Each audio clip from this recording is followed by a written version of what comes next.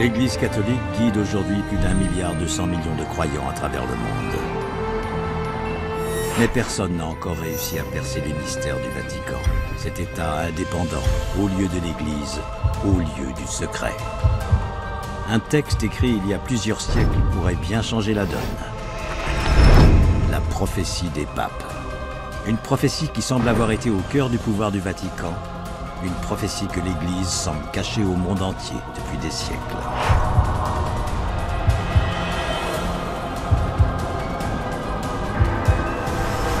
Tous ces événements étaient prévus, écrits, annoncés par un certain Malachie d'Arma, l'auteur de cette prophétie.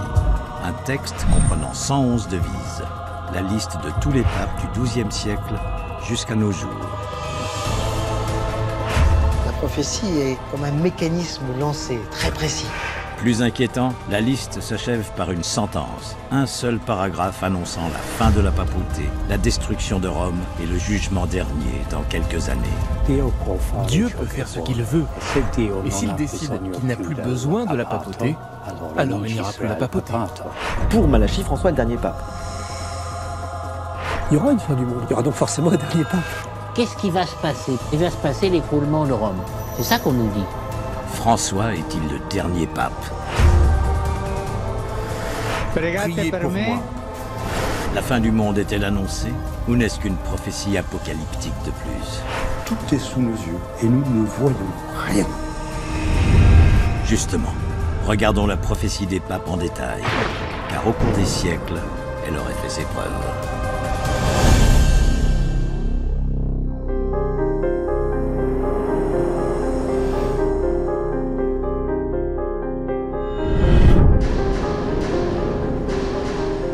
Direction la bibliothèque de Lyon, où est précieusement conservé l'ouvrage qui contient la prophétie des papes. Pourtant écrite au XIIe siècle, la prophétie des papes est publiée en 1595 comme un simple chapitre dans ce livre, Lignum Vitae. Jean-Marie Beuzelin, auteur de La surprenante prophétie de Saint Malachie, nous en révèle les secrets. Un bénédictin, Arnold de Vion, dans un livre qui s'appelle Lignum Vitae, que nous avons donc devant nous, a écrit et il y a inséré la prophétie attribuée à Saint Malachie. C'est un texte en fait qui a été découvert entre guillemets à la fin du XVIe siècle, exactement en 1590, par un moine bénédictin qui s'appelle Arnold de Vion, de Venise, et qui dit avoir découvert par un coup de chance extraordinaire ce texte prophétique qui aurait été écrit au XIIe siècle par Malachie. La prophétie proprement dite, c'est la colonne de gauche. Une succession de devises très courtes en latin. À droite, les annotations d'Arnold de Vion et d'autres bénédictins qui ont étudié le texte avec lui. Cette prophétie de Saint Malachie contenait en fait la liste des 111 papes plus un envoi. 111 devises censées caractériser tous les papes depuis Célestin II jusqu'au dernier de la liste, Benoît XVI. Après lui, le texte connaît une rupture, une 112e prédiction, plus longue et plus explicite. Le mystère, c'est que la sentence 111e est succédée par une sorte de prophétie. La seule prophétie réelle de la prophétie de Saint Malachie, c'est la 112e. Benoît XVI étant le 111e de la liste, seul le dernier paragraphe de la prophétie des papes doit encore s'accomplir. Et les événements qu'il annonce font froid dans le dos. Dans la dernière persécution de la Sainte Église romaine, siégera Pierre le Romain qui fera paître ses brebis à travers de nombreuses tribulations. Celle-ci terminée, la cité aux 7 collines sera détruite et le juge redoutable jugera son peuple. La fin. Le dernier texte de la prophétie de Saint Malachie annonce 3 choses. La première, c'est que le dernier pape s'appellera Pierre de Rome, Pierre le Romain, que l'Église va subir une extrême persécution, deuxième chose, et en troisième, c'est que Rome va être détruite. L'Apocalypse, la fin de la papauté et le jugement dernier.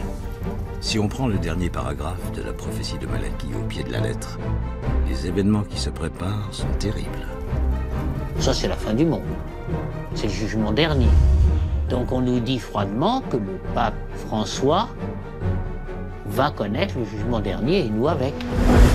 Selon différentes interprétations de la prophétie, François serait ce fameux pape, celui qui connaîtra la fin. Pour Malachie, François est le dernier pape. Son pontificat marquerait alors la fin du compte à rebours. On arrive à un écueil maintenant. Que va-t-il se passer? Grand moment. Mais faut-il y croire? Qui est ce mystérieux Malachie d'Arma? Et comment a-t-il prophétisé la fin? Malachie, de son nom irlandais, Omorgair, né dans une petite bourgade du nord de l'Irlande en 1095. L'Irlande, à cette époque-là, bien que rattachée à Rome, avait conservé cette tradition celtique, donc le catholicisme gagnait du terrain, mais il n'était pas encore majoritaire. Il a été nommé évêque d'Irlande par le pape de l'époque. Il a eu toute une carrière de bénédictin. Il était très proche de Bernard de Clairvaux. Jeune catholique, Saint Malachie gravit les échelons à une vitesse considérable. À 25 ans, il est prêtre. Très rapidement, il devient primat d'Irlande, donc le premier des catholiques d'Irlande. En 1140, il a, au cours de la nuit, des visions. Non pas n'importe quelle vision, mais la vision de tous les papes, depuis Célestin II, 1143, jusqu'au dernier, et ce, par une locution latine, une formule latine.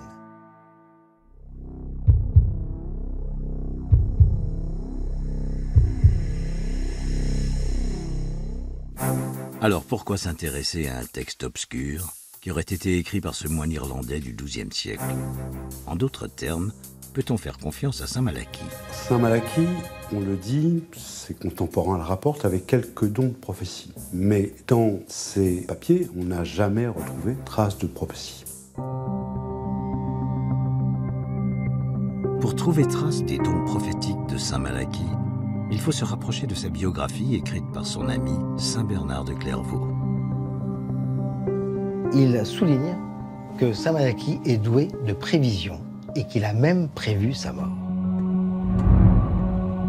À des religieux qui lui demandaient où il souhaitait mourir, le moine irlandais répondit à Clairvaux.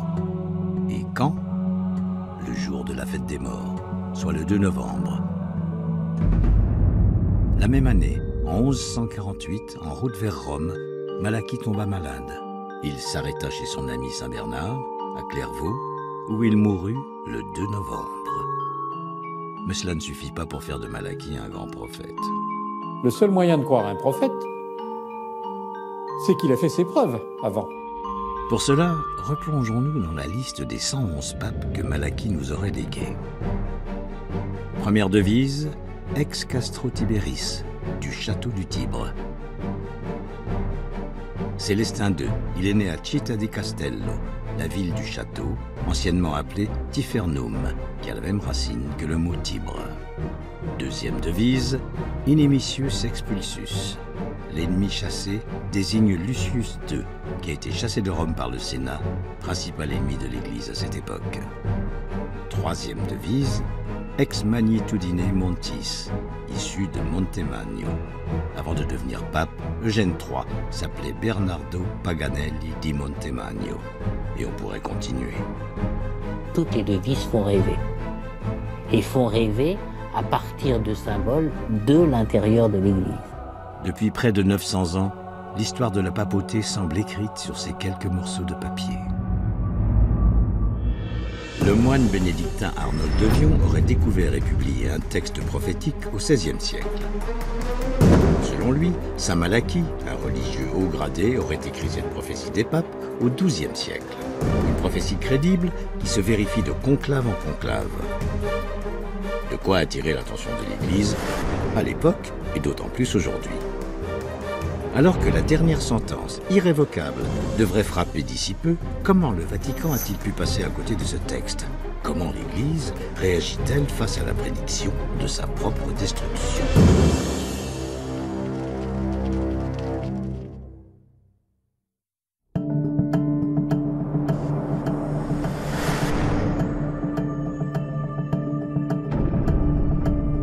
La prophétie des papes est sur toutes les lèvres. Ça fait parler la prophétie de Malachie, c'est fascinant ça. Annonciatrice de bouleversements majeurs, elle arrive désormais à son terme. Mais c'est presque un miracle que le texte soit arrivé jusqu'à nous. Si vraiment cette prophétie devait gêner l'Église, ou si elle ne souhaitait pas, je pense qu'elle aurait fait depuis 1595 quand même, largement, le balayage de ces textes qui auraient peut-être disparu et qui ne nous auraient pas été transmis, comme aujourd'hui, à la bibliothèque de Lyon. Car l'Église n'a jamais vu d'un bon œil tout ce qui ressemblait de près ou de loin à une prophétie. L'Église catholique est toujours très proche des textes qui sont publiés sur elle. A fortiori, si on y insère, si on y convoque un saint canonisé. À l'époque de la prophétie des papes, c'est la grande époque de l'index, de tout ce qui est prophétie, et même Nostradamus a été quelque peu inquiété. En quelque sorte, le rejet des prophéties est inscrit dans l'ADN de la chrétienté. La prophétie est quelque chose de courant dans l'Ancien Testament, c'est-à-dire qu'on ne fonctionne que par prophétie. Et cela jusqu'au Christ, qui pour les chrétiens est considéré comme le dernier finalement des grands prophètes. Et c'est pour ça que dans toute l'histoire du catholicisme officiel, il n'y a pas eu de prophétie reconnue comme telle. Donc on a très peu de prophéties. On a des prophéties un peu marginales. Celle de Nostradamus, par exemple, elle n'est pas reconnue par l'Église. C'est quelque chose qui est plus ésotérique. On est dans des traditions parallèles. Ce qui fait qu'il est très rare d'avoir une prophétie comme ça qui vienne d'un moine bénédictin au sein de l'institution. Et c'est pour ça qu'il y a eu beaucoup de méfiance envers elle. Une prophétie qui émane d'un religieux, ça frise l'hérésie. Et pourtant, d'une certaine manière, l'apparition de la prophétie des papes arrive au bon moment. Le texte va servir l'Église. Le plus simple, c'était de réfuter clairement et de dire, écoutez, c'est du délire, ça va pas, on met n'importe quoi dans ces devises. Mais je pense que l'Église s'est rendue compte assez vite de l'intérêt d'une telle prophétie. Parce qu'elle suscite la prudence, pas simplement l'imaginaire. Et elle souligne encore une fois l'importance que peut avoir un pape pour l'évolution. À l'époque où la prophétie des papes apparaît, l'Église s'ouvre un peu, et surtout, elle a besoin d'être rassurante. Au fond, il y a quand même eu un intérêt pour cette prophétie par un certain nombre d'ecclésiastiques et notamment de papes, pour plusieurs raisons. D'abord parce qu'elle apparaît à la Renaissance, à une époque férue d'ésotérisme. Le texte nous parvient à la fin du XVIe siècle parce que le monde est en grande ébullition avec la venue des protestants, qui est le spectre de l'Apocalypse et sans arrêt sur les lèvres de chaque chrétien qui voit les œuvres de l'Antéchrist, du diable un peu partout. Donc en fait, cette prophétie va quelque part rassurer le monde. Donc même l'Église ne rejette pas ce phénomène prophétique donnant la liste de leurs papes. Et pour cause, saint Malachie annonce 111 papes. Lorsque sa prophétie est publiée, il en reste encore près de 40 à venir. L'avenir de la papauté devient assuré grâce à cette liste. Cela expliquerait donc pourquoi la prophétie des papes n'a pas été écartée à l'époque. Mais qu'en est-il aujourd'hui? Que pense l'Église de ce texte? C'est un texte dont j'ai très peu entendu parler ici, qui est considéré comme une légende parmi beaucoup d'autres légendes, de façon anecdotique et qui ne rentre pas dans les analyses habituelles et ordinaires de l'Église. Est-ce qu'on parle de ce texte dans l'Église? Pas du tout. Pas du tout, du tout. C'est un texte très populaire parce qu'il provoque les fantasmes et les films. Voilà, ça fait rêver, mais c'est un peu n'importe quoi. Condamner un texte, c'est lui donner de la publicité encore plus forte. Donc c'est vraiment pas la peine, quoi. Non, franchement, c'est pas la peine.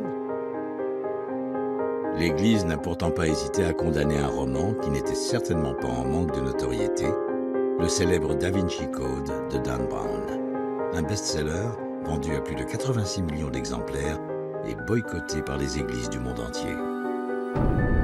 On parle du Da Vinci Code, qui a été lu par des millions de lecteurs dans le monde entier. Il faut savoir que le numéro 2 du préfet pour la Congrégation pour la foi, donc l'ex-Inquisition avait sorti des phrases absolument terribles en disant que aucun catholique dans le monde ne devait lire ni voir le film de Dan Brown, issu du livre de Dan Brown. Alors comment le Vatican, si protocolaire, peut-il encore fermer les yeux sur une prophétie annonçant son propre leader comme étant le dernier? Le Vatican, disons, n'en parle pas officiellement,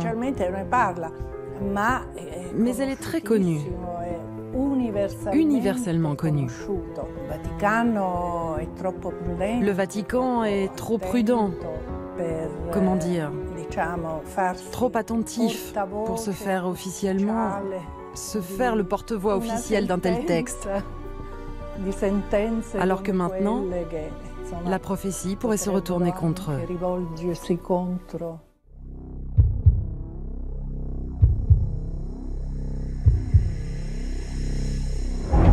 Bien que le Vatican s'en défende, de nombreux dignitaires de Rome, y compris des papes, auraient tenu compte du texte de Malachie. Après, effectivement, je crois que certains papes vont y croire totalement, d'autres pas du tout, pour des raisons de foi personnelles, et certains vont l'utiliser politiquement. Pie XI, pape entre les deux guerres, dans son encyclique Mit brennender Sorge, ferait un clin d'œil à Malachie. Il exhorte les fidèles à opposer à la force matérielle des oppresseurs de l'Église l'intrépidité d'une foi profonde. La devise de Pie XI dans la prophétie, la foi intrépide. Depuis le XVIe siècle, c'est même une sorte de jeu qui se serait installé. Un échange entre les papes et la prophétie, à tel point qu'on ne sait plus si c'est la prophétie qui prédit l'avenir de l'Église ou si c'est l'Église qui marche dans les pas de la prophétie. Par exemple, au XVIIe et XVIIIe siècle, plusieurs papes feront frapper des médailles à leur effigie gravées de leurs devises prophétiques. L'exemple le plus frappant, c'est Jean XXIII. Jean XXIII qui, le jour de son intronisation, va citer son prédécesseur, Pie XII, par la formule, la locution latine de la prophétie de Malachie. Mais aujourd'hui, plus un mot de la part des représentants de l'Église. Le silence n'est pas absence de communication. Le silence même constitue la communication. Le silence. C'est par son biais que l'Église communiquerait sur la prophétie des papes. Ni réfuté ni reconnu, le Vatican conserve le mystère et les fantasmes autour de ces devises qui pourraient tous nous conduire à notre perte. Et si la prophétie des papes pouvait encore servir l'Église? Et si saint Malachie avait écrit un texte prophétique et politique?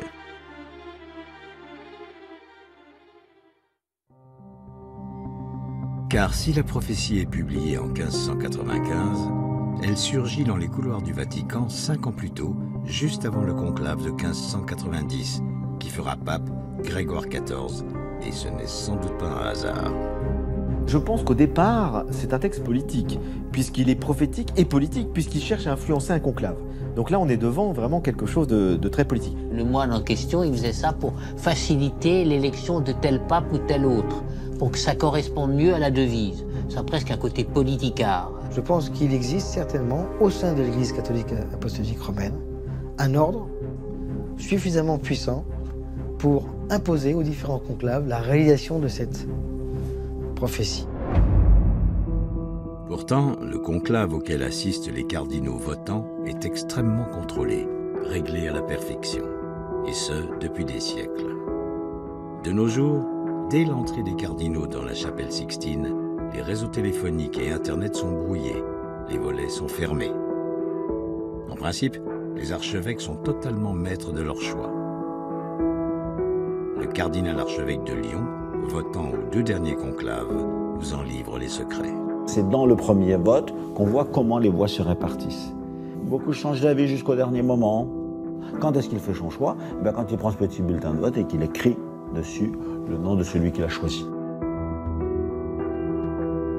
On avance dans la chapelle Sixtine en tenant son bulletin de vote comme ça. On dit une prière, très belle prière, qui pourrait être valable pour toute élection. D'ailleurs, je prends à témoin Jésus, qui me jugera au dernier jour, que celui dont j'ai écrit le nom c'est celui que, selon Dieu, je juge le plus apte pour remplir cette fonction. Ce qui veut dire, j'ai pas voté pour un copain, j'ai pas voté pour quelqu'un qui me plaît. J'ai voté pour, je sais quelle est la fonction du successeur de Pierre et du pape, et parmi nous, celui qui me semble le plus adapté à cette fonction, c'est lui. Voilà pourquoi j'ai écrit son nom. C'est juste avant le conclave que les règles sont beaucoup moins strictes. Avant de procéder au vote, les cardinaux sont réunis afin d'avoir tout le loisir de discuter, négocier. Et on discute de tout ce qu'on veut. Chacun prend la parole, dit son opinion sur la situation actuelle de l'Église, pose des questions, donne des accents, des points d'attention, etc. Personne n'est obligé de parler, quelqu'un peut parler une fois, deux fois, trois fois, enfin bon, il y a une assez grande liberté. Un seul ou plusieurs cardinaux pourraient donc influencer le conclave. Difficile à confirmer, mais bel et bien possible.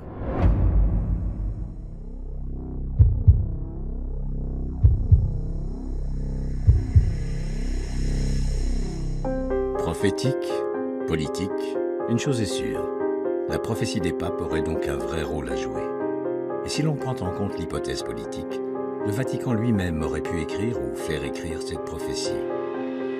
Pour le savoir, il faut d'abord se demander si Malachi Dharma a vraiment écrit cette prophétie ou s'il n'est finalement qu'un prête-nom.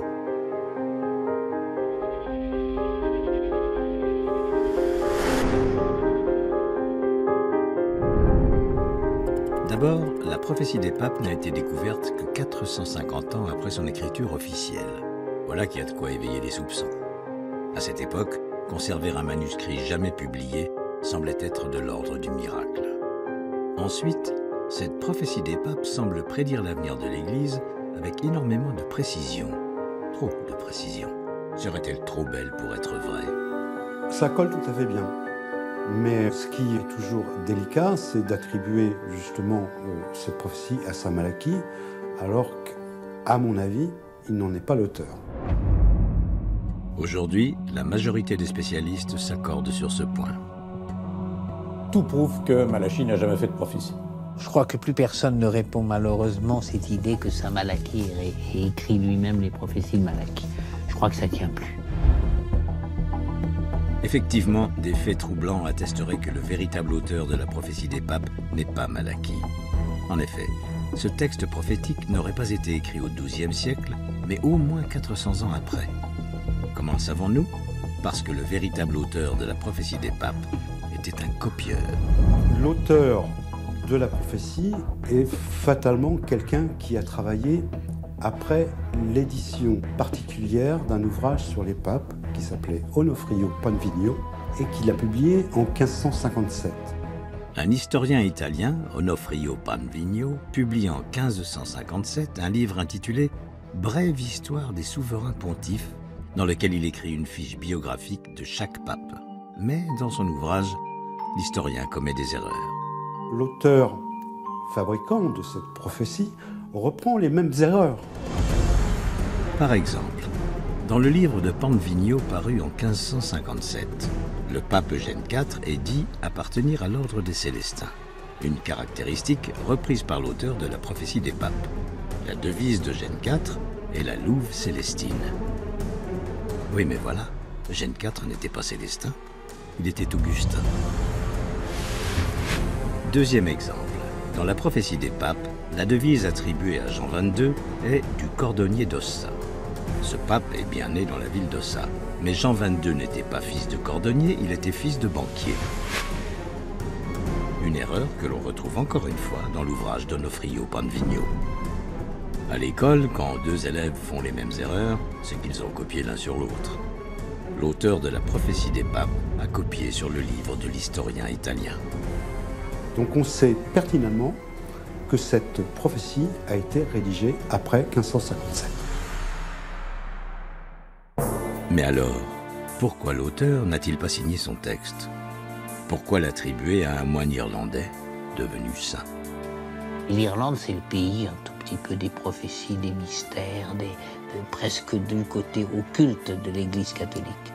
Elle est attribuée à Malachi, comme le font beaucoup de chrétiens dans l'histoire. On attribue très souvent des évangiles à des gens qui ne les ont pas écrits. Il est possible que Jean n'ait pas été l'auteur du 4e évangile, mais on l'attribue à Jean. C'est valable pour tous les évangiles apocryphes. Lorsqu'on attribue l'évangile de Judas, on sait que cet évangile a été écrit au IIe siècle, Judas était mort depuis longtemps, mais on l'attribue à un personnage célèbre. Donc lorsqu'on veut donner du poids à un texte, on l'attribue à un personnage célèbre d'avant. Donc finalement, il est très probable que ce texte a été inventé au XVIe siècle et attribué à un moine du XIIe siècle pour lui donner beaucoup plus d'autorité. Le texte prend un peu plus de force si vous l'attribuez à Saint Malachie qu'à Arnold de Vion. Se pourrait-il qu'Arnold de Vion n'ait pas découvert ce texte? Aurait-il pu l'écrire lui-même? Ou l'aurait-il commandé à un autre prophète avant de l'attribuer à un saint irlandais? Si la prophétie des papes n'a pas été écrite au XIIe siècle, mais à la fin du XVIe siècle, il est bien normal que les premières devises correspondent aux papes successifs.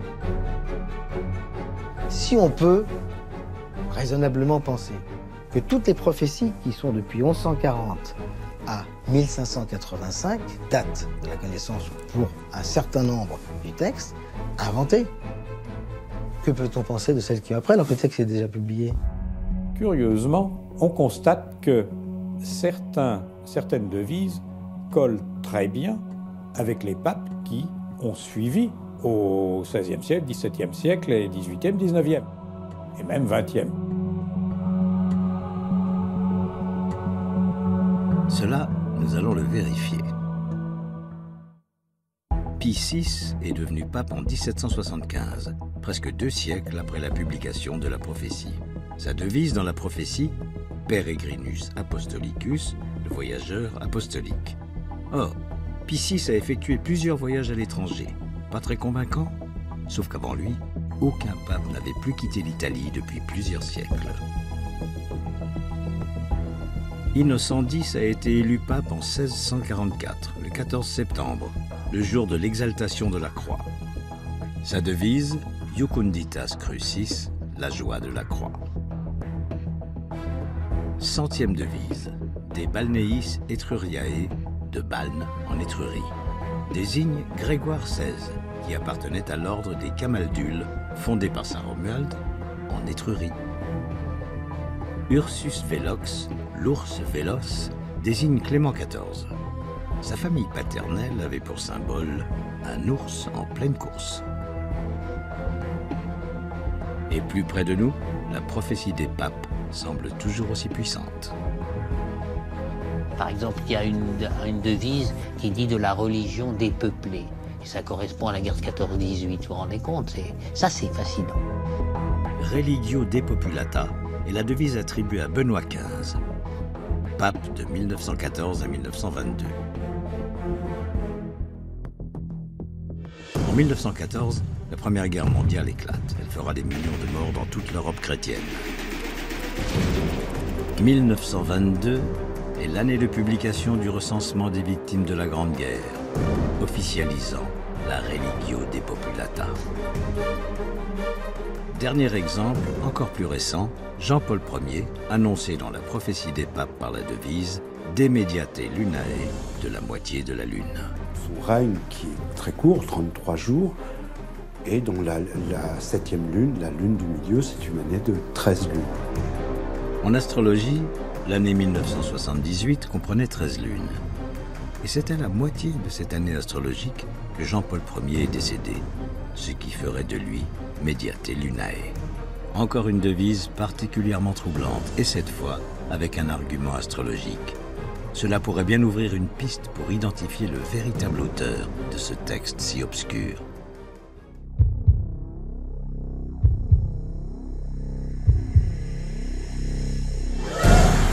La prophétie des papes est donc entourée d'une zone d'ombre difficile à dissiper.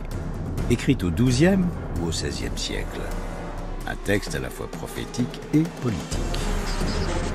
On ne sait finalement que peu de choses de cette mystérieuse prophétie, pourtant si crédible. Beaucoup de questions se posent. Parmi elles, qui est le véritable auteur de la prophétie? On peut d'ores et déjà éliminer saint Malachie. Alors qui? Arnold de Vion? Aurait-il menti en affirmant avoir trouvé ce texte? L'aurait-il commandé à quelqu'un? Et si c'était l'Église qui avait ordonné l'écriture de cette liste? Qui peut bien avoir écrit la prophétie des papes?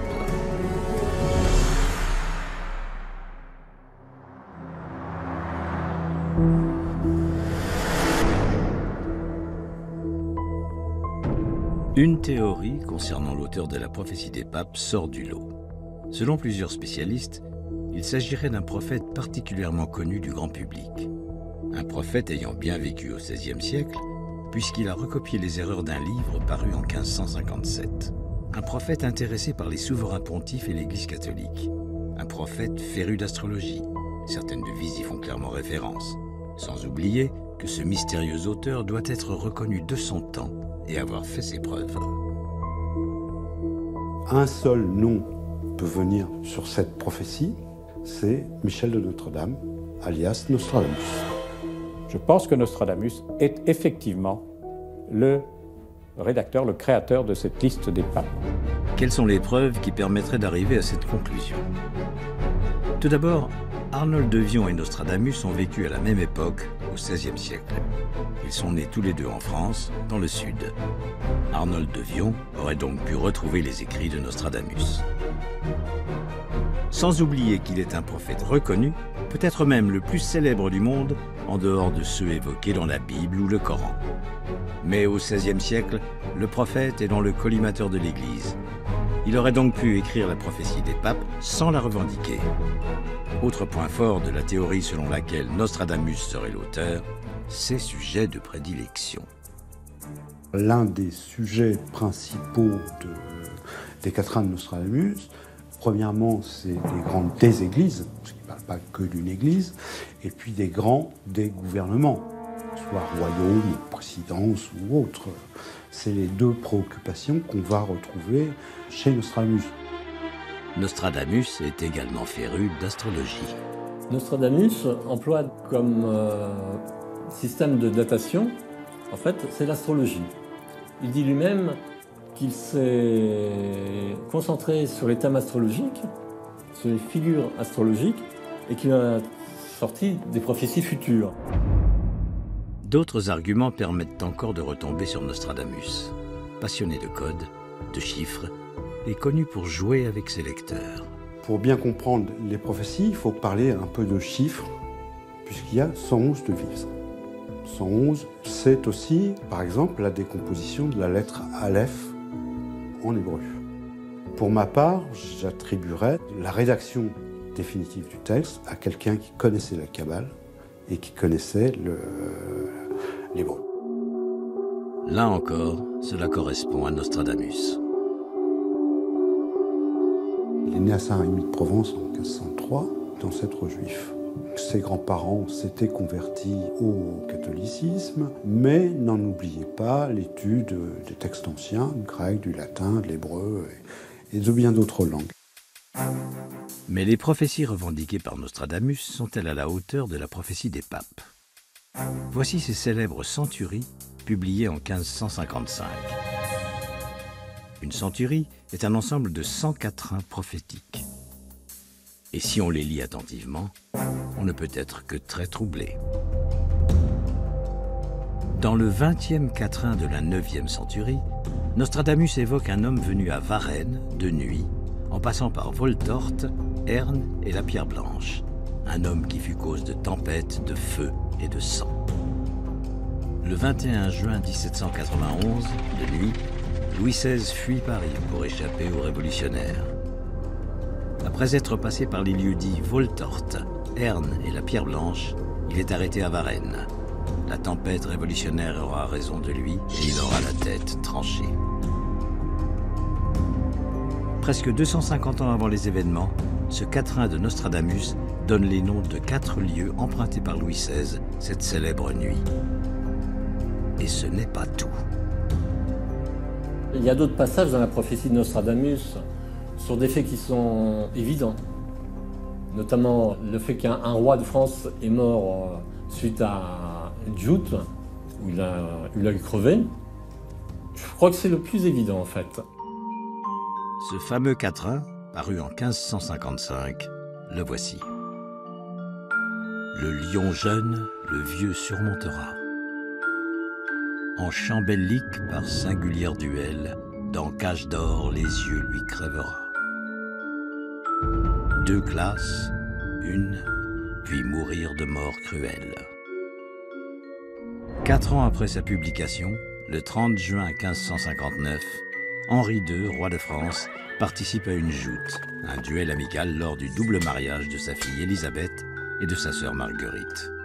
Sur le champ bellique, Henri II affronte le jeune comte de Montgomery, dont les armes représentaient un lion. Les 2 lions s'élancent. La lance de Montgomery se brise alors et un éclat vient se planter dans l'œil d'Henri II. La visière de son aume doré était levée. Quelques jours plus tard, le roi décède des suites de cette blessure. On est en train de dire que Nostradamus c'est une blague, c'est du bidon, c'est faux. Nostradamus doit être pris au sérieux. Si Nostradamus a effectivement rédigé la prophétie des papes, cela pourrait renforcer ce texte et son présage final. Mais en est-il vraiment l'auteur? Les avis divergent. J'ai l'impression que c'est trop gros. Non. Il ne se serait pas pris comme ça. Il aurait fait des longues phrases, des longues devises. Avec des symboles. Là c'est quand même très ramassé. Il y a très peu de devises qui sont longues. Alors qui d'autre pourrait être l'auteur de la prophétie des papes? Il va sans dire qu'on peut s'interroger légitimement sur l'origine de l'auteur qui a écrit cette prophétie. Et Arnold de Vion fait partie naturellement de ceux qui peuvent l'avoir écrit. Je crois que c'est le moine bénédictin. Je crois que c'est quand même Arnold Vion, je le crois. Nostradamus, de Vion, un prophète ou un moine, ces 2 personnages auraient bien pu écrire la prophétie des papes. Lequel? Le secret s'est perdu au fil des siècles. La prophétie de Malachie, au fond, qu'importe l'auteur. Ce qui est important, c'est les devises. Reste, cela étant dit, la question centrale, à qui profite le crime? La prophétie des papes n'est donc pas qu'une légende inventée pour annoncer une nouvelle fin du monde. Elle serait bien un outil puissant qui conduirait l'Église et ses institutions vers un changement brutal et définitif. Un texte qui pourrait donc avoir été écrit afin d'influencer les différents conclaves. C'est vrai qu'à chaque fois qu'un pape meurt et qu'un autre est élu, on reparle de la prophétie de Malachie. Ça, c'est assez curieux. Les actes des papes eux-mêmes semblent guidés par la prophétie. On s'aperçoit qu'avec la prophétie de Saint Malachie, de nombreux papes ont utilisé ces devises. En tous les cas, il est un homme du XXe siècle qui est sans aucun doute le plus représentatif de l'application de la prophétie au sein de l'Église. Cet homme, ce pape, se nomme Jean XXIII. Alors que les rumeurs le disent franc-maçon, cet évêque, un illustre inconnu, élu seulement au 3e tour du conclave de 1958, a entrepris le renouveau de l'Église, un renouveau qui s'inscrirait dans l'application funeste du dernier paragraphe de la prophétie. Ce renouveau que nous allons vous raconter se nomme Vatican II. Le pape Jean XXIII, de manière presque prophétique, a voulu le Concile Vatican II et l'a entamé. Vatican II est toujours d'actualité et entraînerait l'Église vers la fin de la papauté. Mais Jean XXIII n'aurait pas seulement mis en application la prophétie des papes, il aurait lui-même été un prophète puissant, reconnu par l'Église. Je crois qu'il était prophète, Jean XXIII. Selon lui, le jugement dernier est imminent. Qui est donc cet homme moderne que même le pape François a souhaité canoniser en urgence à son arrivée?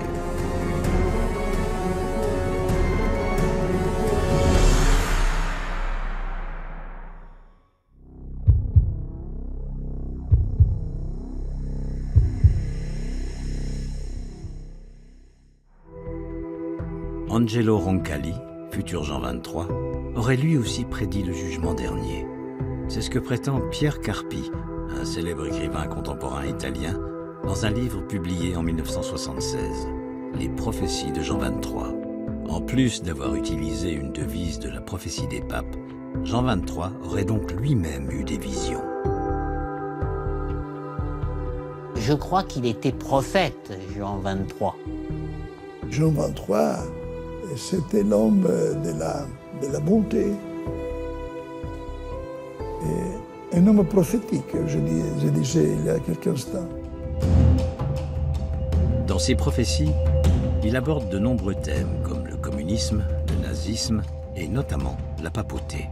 À l'instar de la prophétie des papes, Jean XXIII, de sa devise « Le pasteur et le notonnier », a lui-même prédit plusieurs pontificats. 8e prophétie écrite en 1935. Ici, Angelo Roncalli annonce donc un pape, et parmi les détails qu'il donne, certains sont particulièrement explicites.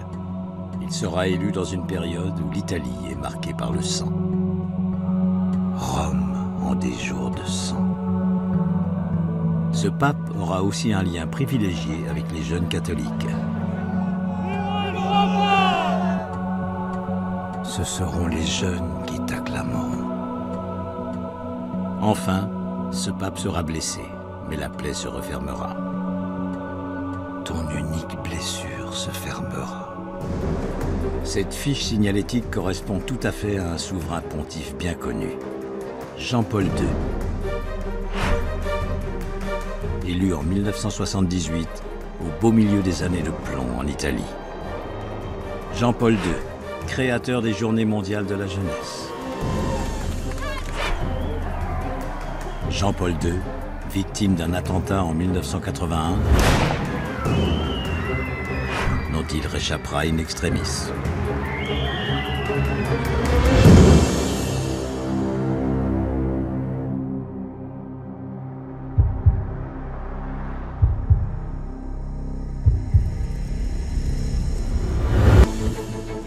Jean XXIII a donc annoncé le pape Jean-Paul II 43 ans avant son arrivée. Une question de crédibilité se pose sur ces prophéties.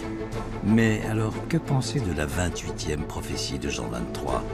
L'Apocalypse avec des heures très sombres pour l'Italie et l'Europe tout entière. Jean XXIII y annonce la 3e Italie. Une expression qui peut paraître anodine, mais qui est en fait lourde de sens.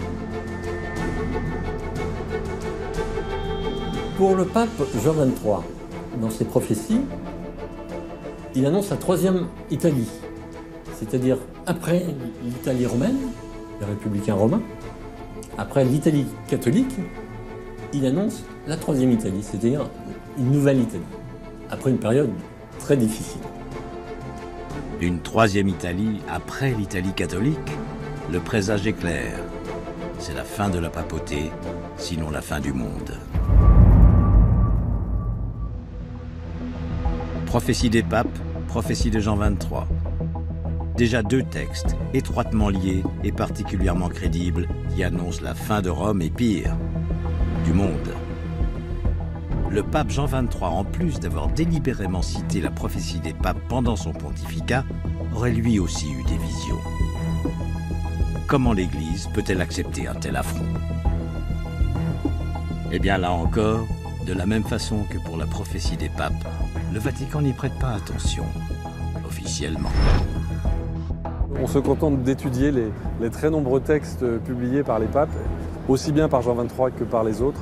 Donc malheureusement, je crois que je n'ai pas grand-chose à préciser sur ces textes de Jean XXIII. Difficile de croire que les écrits d'un pape passent inaperçus à Rome.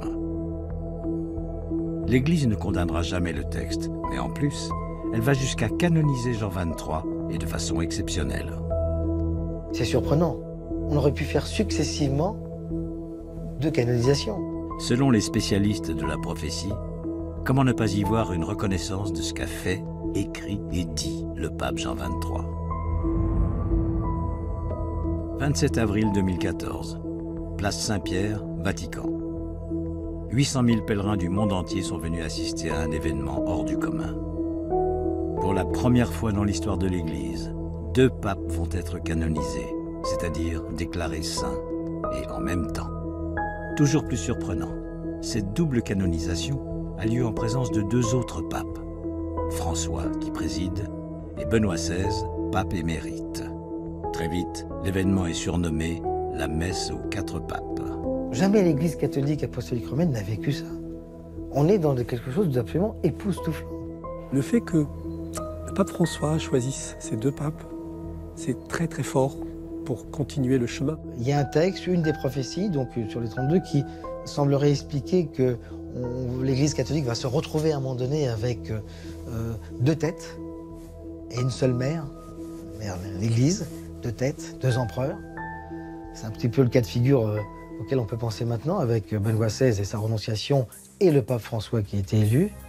Quel est donc le message que François a voulu faire passer au monde entier? Jean XXIII avait prophétisé l'arrivée de Jean-Paul II. Il a entrepris le concile Vatican II qui pourrait entraîner la fin de la papauté. Jean-Paul II l'a mise en application. Il était presque évident que ces deux papes devaient être canonisés ensemble. François voulait-il rendre hommage à Vatican II? J'en suis convaincu, oui. Parce qu'on a besoin de Vatican II. Est-ce un hommage à Vatican II?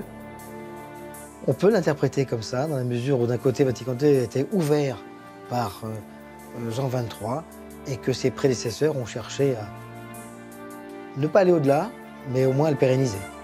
Une théorie qui se confirme puisque François a également béatifié Paul VI le 19 octobre 2014. Pape de 1963 à 1978, c'est lui qui a conclu Vatican II. Paul VI, c'était aussi Vatican II. Paul VI est le pape qui a pris la suite de Vatican II et qui l'a terminé. C'est quand même pas rien. Vatican II est l'événement le plus marquant de l'histoire de l'Église au XXe siècle. C'est un concile, une assemblée d'évêques du monde entier réunis afin de débattre de la direction que doit prendre l'Église catholique.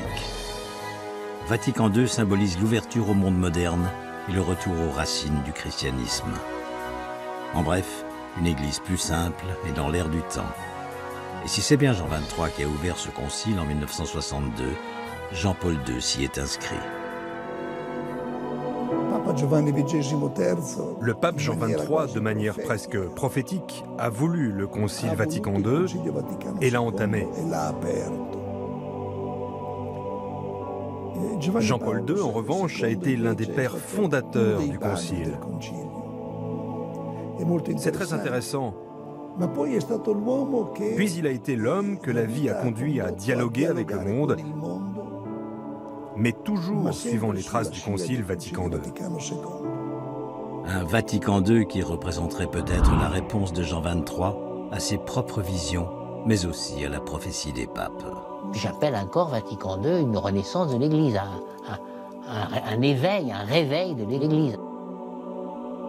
La mission de Vatican II serait alors de sauver le destin de l'Église. La prophétie touche à sa fin. C'est la fin de la prophétie. Ça, c'est la fin de la prophétie. Après Vatican II, l'Église doit redoubler d'efforts si elle veut désamorcer la prophétie des papes. Je pense qu'on est au XXIe siècle et que l'Église ne survivra pas 2000 ans encore si elle est fondée sur les mêmes bases que les siècles précédents. Vous allez voir, on n'est pas à une surprise près. Et je ne suis pas du tout un oiseau de mauvais augure. Les gens le savent très bien. Ils savent très bien qu'il y a eu des dérives terribles. Et François, le dernier pape, pourrait bien être l'élu.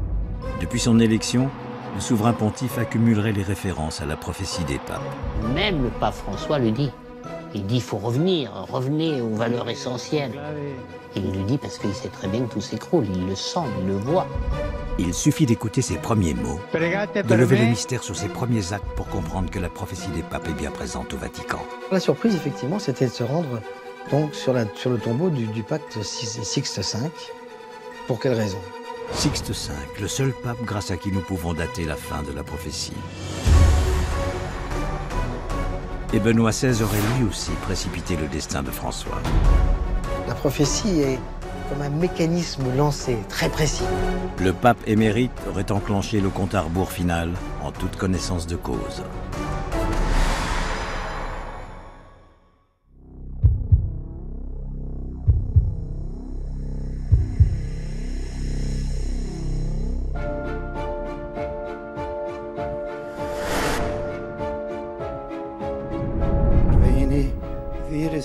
Benoît XVI, désigné par la prophétie des papes comme Gloria Olivae, la gloire de l'olivier, la 111e devise, tient une place capitale dans la liste des derniers papes. Car après lui, plus de devises. Il ne reste que l'envoi final, le dernier paragraphe apocalyptique de la prophétie.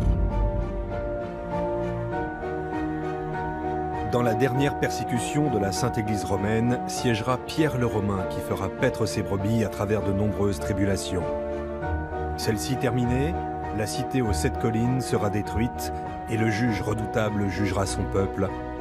La fin. Le paragraphe annonçant ce Petrus Romanus est différent des 111 devises. La structure même du texte connaît une rupture. Et comme pour coller à la prophétie, Benoît XVI a créé cette rupture.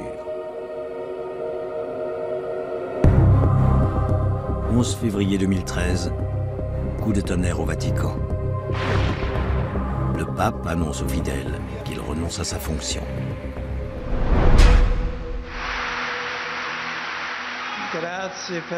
Merci pour votre sympathie. J'ai décidé de renoncer au ministère que le Seigneur m'a confié depuis le 19 avril 2005. C'est assez fascinant. C'est-à-dire qu'il y a 111 devises, on arrive à la 111e, c'est Benoît XVI a priori, et voilà ce brave Benoît XVI qui renonce. Ce serait la 108e, ça m'impressionnerait moins. On dirait, bon, à la limite, ce pape s'est retiré, puis il y en a un autre qui... Bon, tandis que là, c'est à la fin du texte du Lignum Vitae, à la fin, que tout d'un coup, au lieu d'avoir une mort physique, on a quelqu'un qui se retire. Benoît XVI, par sa démission, permettrait à la prophétie d'arriver à son terme. Il entraîne son successeur sur le chemin de l'Apocalypse. 2 mots. Extraordinaire, je détache chacun des syllabes. Et ensuite, époustouflant. C'est la première fois dans l'Église catholique apostolique romaine qu'un pape vivant renonce de sa charge alors qu'il n'y a pas de guerre papale. D'autant plus que Benoît XVI ne démissionne pas comme ça un jour au hasard. Sa démission n'est pas le jour où il l'annonce, mais qu'elle sera effective le 28 février, jour de la Saint-Romain. Et que ce jour-là, le siège de Pierre sera vacant. Quelle belle rupture que cette démission de Benoît XVI. C'est extraordinaire. C'est quasiment un bras d'honneur à la curie romaine. C'est un bras d'honneur à tout ce qui se passe actuellement au sein de la papauté. Et c'est donc une rupture. Une rupture que le service de la communication du pape a encore bien du mal à digérer. Vous ne pouvez jamais imaginer ce qui s'est passé pour nous, ce jour-là. C'était un jour de vacances. C'était l'anniversaire de l'État du Vatican, l'11 février. Alors, tous les bureaux étaient fermés, aussi les nôtres ici. Un journaliste m'appelle, il me demande confirmation si vraiment le pape avait démissionné. Et je ne savais rien. Ah! Au sein de l'Église, la surprise est de taille. La renonciation de Benoît XVI a été une surprise, fulgurante surprise. Moi, je ne m'y attendais pas, en ce sens que je l'avais vu peu de temps auparavant, et je l'avais trouvé très alerte dans son esprit, attentif à tout. On avait eu une très jolie discussion avec l'ensemble des évêques de notre province, où on était allé lui faire visite. Et je me dis, bah non, pour un monsieur de 85 ans, il va très bien, quoi. Bon, et puis il a donné sa démission, donc ça m'a étonné. Là encore, difficile de savoir si c'est la prophétie des papes qui connaît l'avenir, ou si elle l'influence. Benoît XVI aurait-il renoncé le 28 février, jour de la Saint-Romain, afin de laisser la place à l'élu, au Sauveur, à Pierre le Romain? Benoît XVI était-il simplement un pape de transition? Je crois que les cardinaux en conclave qui ont élu le successeur de Jean-Paul II, c'est-à-dire Benoît XVI, ont probablement, je n'en ai pas la preuve bien entendu, mais élu un pape de transition. En fait, je trouve que Benoît XVI, il a parfaitement rempli son rôle de transition après un pape gigantesque. Benoît XVI, un pape de transition? Probablement. Car selon les rumeurs, lors du conclave qu'il a élu en 2005, c'est bien José Mario Bergoglio, soit le futur pape François, qui aurait remporté les suffrages. On dit, mais on n'en a pas la preuve, qu'à ce conclave où Ratzinger a été élu Benoît XVI, déjà, on pensait à Bergoglio et à l'Argentin, quoi. Donc c'est des rumeurs, donc c'est des spéculations. Mais je ne sentais peut-être pas prêt. Je crois que le pape François, il tombe bien maintenant. Et je pense que ça aurait été trop rapidement s'il avait été élu peut-être à la place de Benoît XVI. Je crois qu'il y a un temps pour tout. Encore une fois, l'histoire de l'Église semble être écrite depuis des siècles dans la prophétie des papes. La prophétie est comme un mécanisme lancé, très précis. Les conclaves successifs n'ont qu'un seul objectif, c'est de la réaliser d'une manière ou d'une autre. Le pape François, premier jésuite de l'histoire de la papauté, verra-t-il la fin du monde? Sera-t-il le dernier pape?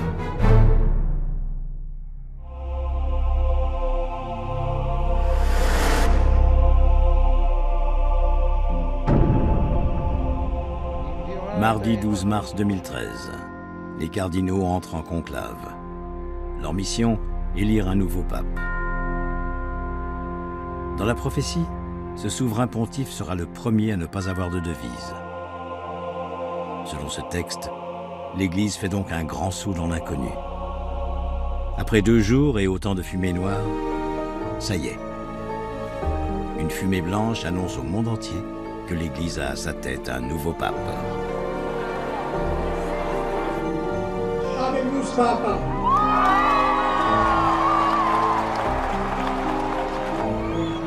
Les cloches de Rome peuvent résonner, propager la nouvelle à travers la ville et à travers le monde. Après 5 tours de scrutin, le cardinal argentin José Mario Bergoglio accède au sommet du Vatican. Sur la place Saint-Pierre, des centaines de milliers de fidèles en liesse découvrent le visage et la voix de leur nouveau guide. Frères et sœurs, bonsoir. Comme semble le prévoir la prophétie, est-il le dernier pape de l'histoire de l'Église catholique? Celui qui connaîtra la destruction de Rome? Prions pour tout le monde, parce que nous sommes une grande fraternité. François est-il conscient et préparé devant la terrible sentence de la prophétie des papes? Certains éléments laissent penser que ce serait le cas. Des éléments troublants. Tout d'abord, ce soir-là, le pape François a demandé à la foule une prière particulièrement surprenante. Une prière jamais demandée par aucun pape avant lui. Quelques mots, très forts, retransmis par les télévisions du monde entier. Avant, je vais vous demander quelque chose. Avant que l'évêque ne bénisse le peuple, je vais vous demander que vous priez le Seigneur pour qu'il me bénisse. Que le peuple demande au Seigneur de bénir son évêque.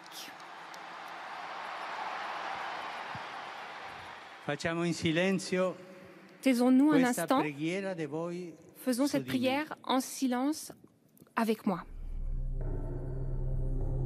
Une demande qu'il a également formulée sur Twitter. Mais surtout une requête qui a agité la toile et remis la prophétie des papes sur le devant de la scène. La première chose qu'il a demandé à la foule, priez pour moi. J'aurais pas pensé qu'il allait prier pour nous, dans le monde de chaos dans lequel on est. Non, c'est prier pour moi. On peut penser qu'il a conscience de la charge terrible qui lui a été échue. Et on peut penser qu'effectivement qu'il s'inquiète de la prophétie parce que à chaque conclave, la prophétie est vérifiée. Bien que cette phrase soit soumise à différentes interprétations, cela reste troublant. Deuxième élément, le pape François n'a pas un profil habituel. Est-ce un hasard s'il est le premier jésuite élu à la tête de l'Église? Le nouveau pontife semble être armé pour accomplir la prophétie. Les jésuites sont connus pour leur austérité, bien loin de l'image clinquante et opulente donnée par le Vatican. D'emblée, par le choix de son nom, le pape fraîchement élu semble vouloir remettre l'Église dans le droit chemin. Francesco è l'uomo della pace. François est l'homme de la paix. Et c'est ainsi qu'est entré ce nom dans mon cœur. François d'Assise.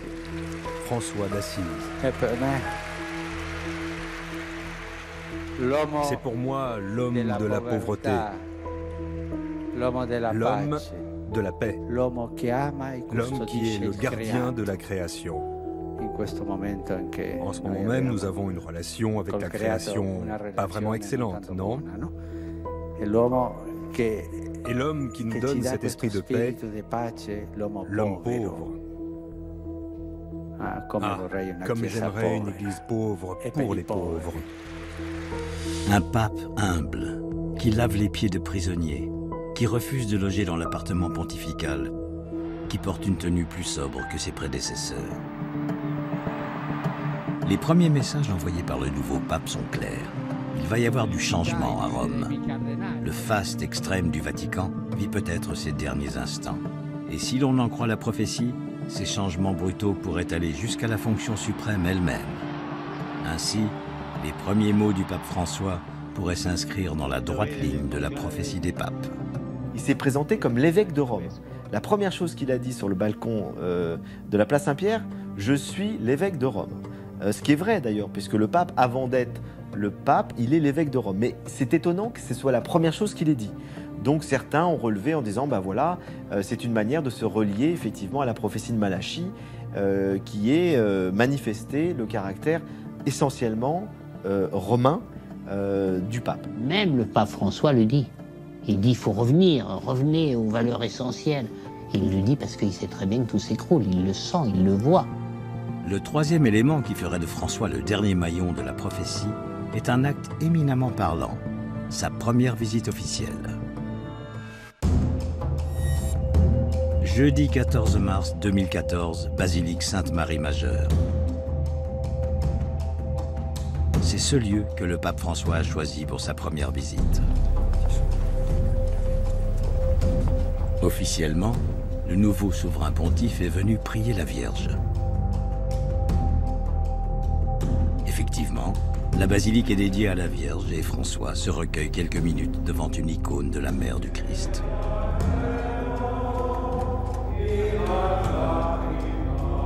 Mais encore une fois, l'occupant du trône de Saint-Pierre semble adresser un clin d'œil à la prophétie des papes.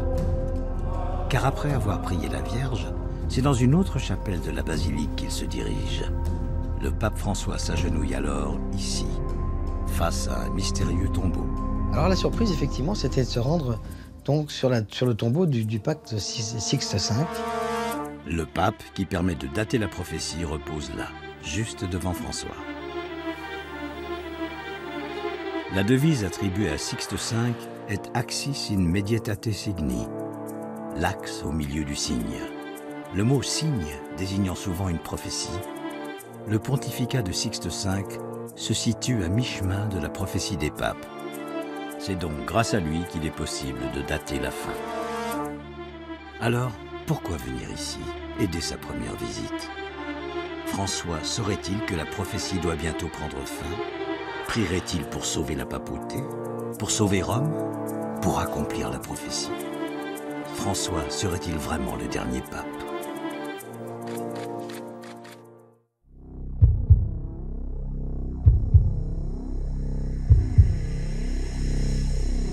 Car selon une tradition orale parvenue jusqu'à nous, le texte publié en 1595 serait incomplet.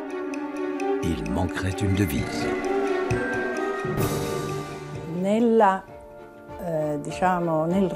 Il n'y a pas que le texte de la prophétie des papes qui soit arrivé jusqu'à nous. Au travers des siècles, une tradition orale dit qu'il y a une devise supplémentaire. Selon cette transmission orale, Saint Malachie, de retour à Rome, et suivant sa vision et son inspiration, a ajouté un dernier pape, que le texte appelle Caput Nigrum. Ça, c'est ce qui est arrivé jusqu'à nous. Une tradition écrite et une tradition orale qui ajoute un pape appelé Caput Nigrum. Caput Nigrum, la tête noire. Selon cette tradition orale, la devise Caput Nigrum prenait place entre Gloria Olivae, soit Benoît XVI, et l'envoi final du texte. Dans ce cas, François serait ce fameux Caput Nigrum. Un pape noir, qu'évoque aussi Nostradamus dans ses célèbres centuries. Dans de nombreux quatrains, c'est Rome et l'Italie qui sont visés. Et un quatrain, le 25e de la 6e centurie, évoque un personnage étrange qui doit combattre l'Antéchrist. Dans des temps troublés de l'Église, un jeune noir rouge prendra la hiérarchie. Un rouge, chez Nostradamus, c'est un cardinal. Un noir, un jésuite. S'il prend la hiérarchie, c'est qu'il devient pape. Il prophétise donc l'émergence d'un pape noir dans un contexte apocalyptique. François, le seul jésuite présent au conclave. François serait donc bel et bien ce pape noir dont tout le monde parle. Alors est-il le dernier ou l'avant-dernier pape? Caput nigrum? Qui a été élu? Un jésuite.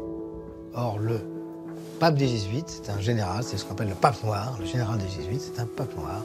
Donc, il y a une certaine, pour ceux qui s'y intéressent, occurrence. Et comme l'Église est peu avare d'occurrences qui n'ont pas de sens, il faut bien s'y intéresser. Ou Petrus Romanus. On pourrait raisonnablement penser, ce ne serait pas irraisonnable de le penser, que François puisse être ce Pierre le Romain. Doit-on croire en l'existence de cette devise manquante? Une chose est sûre, le fait que François soit un jésuite est l'élément clé qui fait de lui le candidat idéal pour désamorcer ou accomplir la prophétie. C'est un homme de discernement, il a une clairvoyance très grande, il a une exigence envers lui-même et une bonté équivalente à son exigence. C'est un pape qui se contente pas de parler, c'est un pape qui agit. Tout laisse à penser que François est considéré comme le sauveur.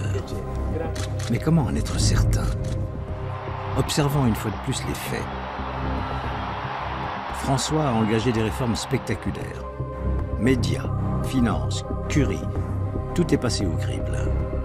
En fait, il est très réformateur avec l'air de ne pas y toucher, mais moi je dirais pas réformateur, je dirais réorganisateur. Et la réforme la plus significative est celle de la curie. Le pape François a nommé 8 cardinaux afin de l'aider à accomplir sa mission, le G8. Le système actuel du Vatican est un système complètement pyramidal, qui est héritier de l'histoire. Il n'a pas toujours été comme ça, mais ça fait quand même quelques siècles qu'il fonctionne comme ça. Donc c'est une monarchie absolue. Donc il n'y a pas de contre-pouvoir, pratiquement. Et il veut clairement changer ça.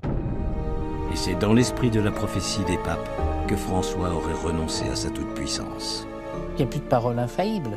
Quand vous avez 8 personnes qui représentent les 8 régions du monde, la parole que vous dites n'est plus une parole de roi ou de pape, c'est une parole partagée. C'est l'arrivée d'une certaine presque démocratie à l'intérieur du Vatican. Ça, c'est la fin du Vatican. François engagerait-il ces réformes afin de sauver l'Église de son triste sort ou voudrait-il accomplir la prophétie? Est-il l'un des derniers papes? Pour répondre à cette question, si au Vatican il n'est pas facile de faire parler les hommes, on peut tenter de faire parler la pierre. Rome, basilique Saint-Paul hors les murs. Une des 4 basiliques majeures de la ville aux 7 collines. Il y a plus de 1500 ans, ce site abritait déjà un édifice chrétien. C'est là que l'apôtre Saint-Paul est enterré. Mais c'est aussi un rite très symbolique pour le Vatican. À l'intérieur de l'édifice, une frise représente tous les papes de l'histoire, depuis Saint-Pierre jusqu'à nos jours. Dans des médaillons dorés, un portrait en mosaïque représente chaque souverain pontife et les dates de son pontificat. L'abbé Edmund Power, en charge de cette basilique, a bien voulu nous en parler.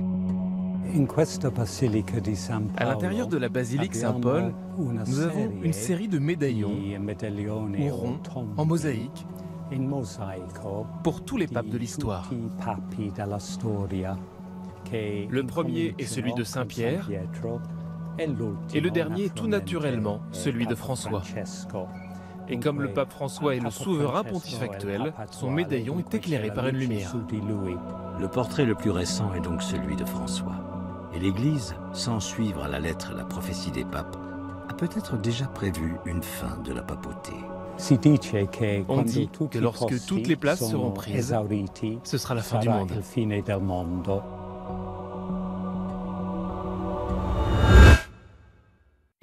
Benoît XVI, François, le Vatican et la ville de Rome. Tout le monde paraît savoir que la papauté va prendre fin. L'Église catholique n'est plus, elle n'a plus l'influence première qu'elle avait. Est-ce qu'on peut envisager la fin de la papauté si cette prophétie arrivait à son terme? La question se pose. Comment la prophétie des papes peut-elle guider le destin de l'Église depuis des siècles? C'est comme si le Vatican possédait une horloge interne. Inexorable. Véritable divination. La prophétie des papes arrivera-t-elle à son terme? C'est la fin de la prophétie. Ça, c'est la fin de la prophétie. François est-il le dernier? L'avant-dernier? Doit-on se préparer à l'Apocalypse? C'est pas une boule de cristal, une prophétie. C'est un esprit. Que va-t-il donc se passer? Le compte à rebours serait-il bientôt arrivé à son terme?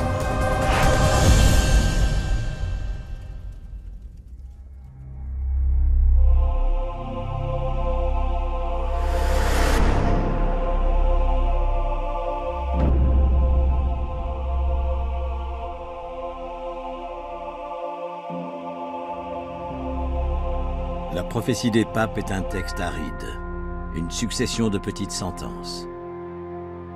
Pas de nom, pas de chiffres, pas de date.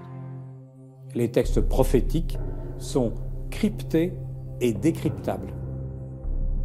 Au moment voulu, c'est ça qui est absolument ahurissant. Et la prophétie des papes semble ne pas échapper à cette règle. C'est l'avis de plusieurs spécialistes. Il y a un passage dans la prophétie de Saint Malachie qui signe en fin de compte le milieu de la prophétie. Ce passage, c'est la devise Axis in medietate signi, l'axe au milieu du signe, attribué à Sixte V. La première devise de la prophétie des papes correspond à Célestin II, élu en 1143. Sixte V accède au trône de Saint-Pierre en 1585, soit 442 ans après. S'il marque le milieu de la prophétie, celle-ci doit prendre fin 442 ans plus tard, en 2027.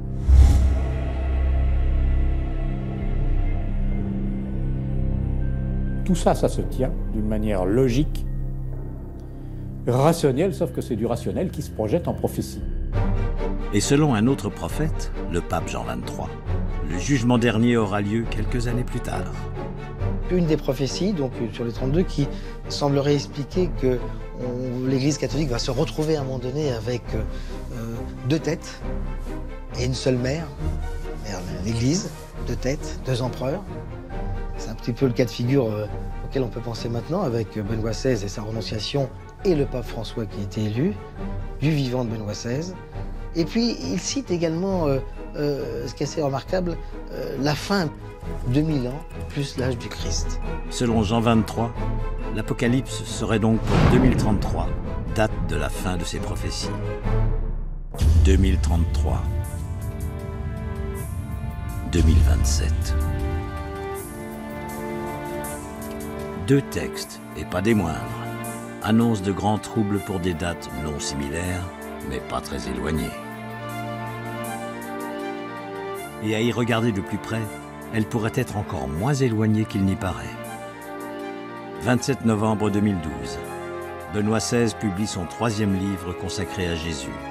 Dans cet ouvrage, le souverain pontife évoque la naissance du Christ. Selon lui, Jésus n'est pas né en l'an 0, mais un peu avant. Il écrit un livre en disant ouvertement, ce qui est assez extraordinaire, que finalement on s'est trompé. La datation n'est pas la bonne. Il y a certainement 6 ans ou 7 ans d'écart. Cela ne change rien pour la datation de la prophétie des papes. C'est sa durée qui est codée. Mais pour le texte de Jean XXIII, cela change potentiellement tout. S'il y a bien un décalage de 6 ans en arrière de la naissance de Jésus, la date donnée par Jean XXIII 2000 ans plus l'âge du Sauveur, pourrait arriver à échéance 6 ans plus tôt, soit en 2027. Encore une fois, les actes d'un souverain pontife vont dans le sens de la prophétie des papes, et mieux, la fait coïncider avec les prédictions de Jean 23. Pourquoi ces deux prophéties annoncent-elles la fin des temps? Que se passera-t-il en 2027?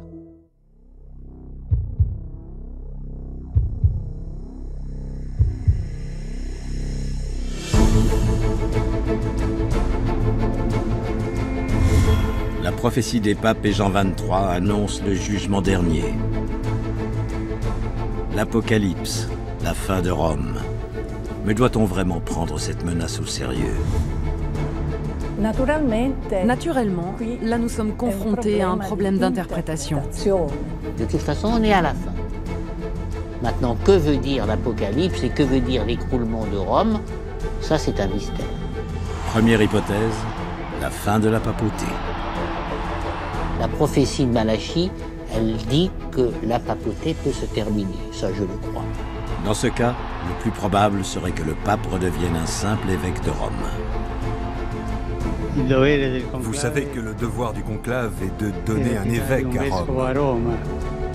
Car au départ, celui qui occupait le trône de Saint-Pierre n'était que l'évêque de Rome, et les chrétiens étaient unis. Peut-être que le principal obstacle à l'œcuménisme, c'est le pape. Et si la prophétie des papes ne prédisait que la fin de la toute-puissance de Rome sur l'Église? La prophétie de Malachie, c'est le rappel sans cesse à l'Église catholique que la papauté n'est pas une royauté, n'est pas une monarchie, mais quelque chose qui peut se transformer dans le sens de l'ouverture et de l'amour. Et si Petrus Romanus, Pierre de Rome, était la pierre sur laquelle une nouvelle Église sera bâtie? Le prochain pape, en fait, qui est nommé dans la prophétie de Saint Malachie, Petrus Romanus, Pierre le Romain, en fait, son œuvre principale, ça sera certainement de réconcilier les églises. Un futur bien idéal face à une prophétie si funeste. Deuxième hypothèse, l'Apocalypse. Une catastrophe de ce genre, au sein de l'humanité ou au sein tout simplement de l'Église catholique, c'est le prochain pape qui va le vivre. On ne peut occulter l'inquiétante conjonction des dates annoncées de cette catastrophe. 2027, la fin, selon la prophétie des papes. 2027, le jugement dernier. Et si les deux hypothèses étaient exactes? Et si la fin de la papauté coïncidait avec la fin des temps? Nous le saurons en 2027, date à laquelle s'accomplira peut-être la prophétie des papes.